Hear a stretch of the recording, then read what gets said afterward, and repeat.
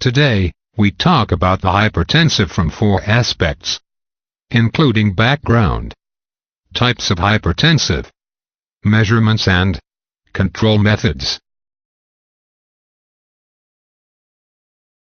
Hypertension is defined as a systolic blood pressure equal to or greater than 140 mmHg or a diastolic blood pressure greater than 90 mmHg. Systolic pressure indicates the force of the blood in the arteries as the heart beats. Diastolic pressure is the force of blood in the arteries as the heart relaxes.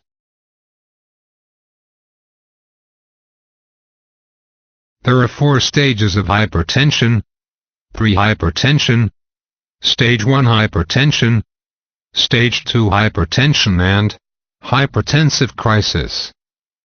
Pre-hypertension includes individuals with a systolic blood pressure of 120 to 139 mmHg or a diastolic blood pressure of 80 to 89 mmHg.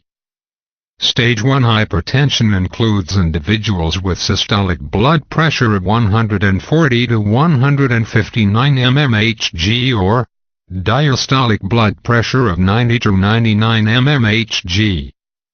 Stage 2 hypertension includes individuals with systolic blood pressure of 160 to 179 mmHg or diastolic blood pressure of 100 to 109 mmHg. Hypertensive crisis includes individuals with systolic blood pressure of 180 mmHg or higher or diastolic blood pressure of 110 mmHg or greater. It is recommended that all individuals have blood pressure measurements taken at least every 2 years. For individuals at greater risk for developing hypertension, such as elderly adults, those with a familial history of hypertension or heart disease, overweight or obese individuals, and those of African American or Hispanic heritage, blood pressure measurements should be taken at least annually.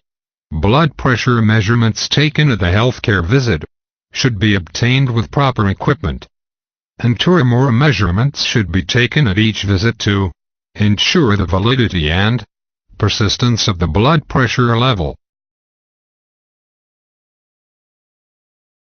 Hypertension can often be successfully controlled through lifestyle modifications and drug therapy. The lifestyle modifications include weight reduction or maintenance of normal weight, reduced sodium intake, increased physical activity, reduction in alcohol consumption, and smoking cessation. Weight reduction and normal body weight maintenance is defined as attaining and maintaining a body mass index within the normal range. A reduction in dietary sodium intake is the second recommendation. Both weight management and sodium reduction can be addressed by following the dietary approaches to stop hypertension eating plan with reduced sodium intake. Physical activity is the third modification and includes at least 30 minutes of aerobic activity 3 times per week. The fourth recommendation, reduction of alcohol consumption, is of great importance. In many instances, alcohol not only affects organ functioning, but it may also interact with many hypertensive medications. As with all cardiovascular disorders and most other health-related issues, smoking cessation is also recommended.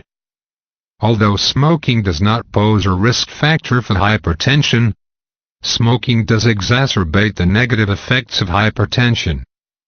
All of these lifestyle modifications work to eliminate the risk factors for development of hypertension by decreasing blood pressure and decreasing an individual's chances of developing other more serious related disorders.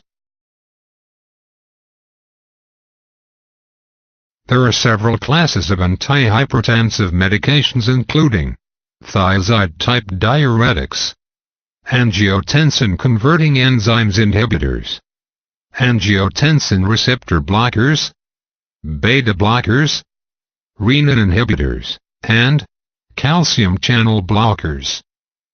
Diuretics act on kidneys to help the body eliminate sodium and water, then reducing blood volume.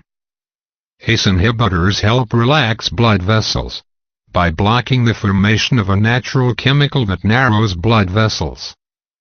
ARBs help relax blood vessels by blocking the action, not the formation, of a natural chemical that narrows blood vessels. Beta blockers reduce the workload on heart and open blood vessels, causing heart to beat slower and with less force. Renin inhibitors work by relaxing the muscle in artery walls and by therefore reducing the force of contraction of heart muscle. Calcium channel blockers help relax the muscles of blood vessels. BOC Sciences has rich experience in this area and are happy to serve our customer. Also, BOC Sciences can provide related impurities and metabolites, which can be used in pharmaceutical industry and other research area.